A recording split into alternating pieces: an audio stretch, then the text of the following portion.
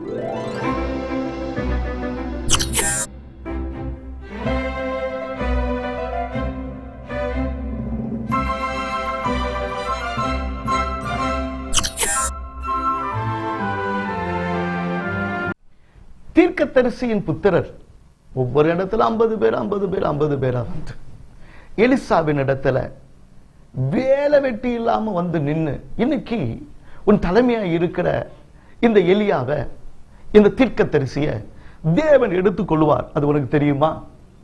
இப்படி நையாண்டி பண்ண, நம்முடைய விசுவாசத்தை குறைக்க அநேகர் இருக்கிறாங்க.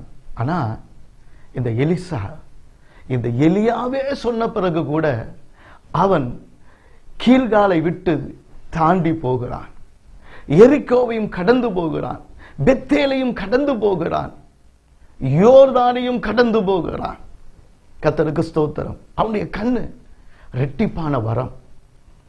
எலியா செய்த அற்புதங்களை விட நான் இன்னும் அதிகமாக தேவனுக்கென்று வைராக்கியம் உள்ளவனாய் எழும்ப வேண்டும், தேவனுக்கென்று பெரிய காரியங்களை செய்ய வேண்டும்.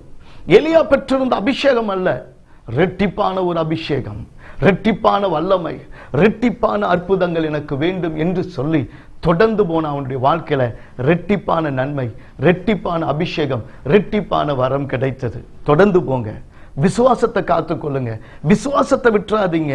விசுவாசத்தை துவக்கனரும் முடிக்கிறோம் ஆகிய கர்த்தர் நிச்சயமாய் இரட்டிப்பான நன்மையை உங்க வாழ்க்கையில கொடுப்பார்.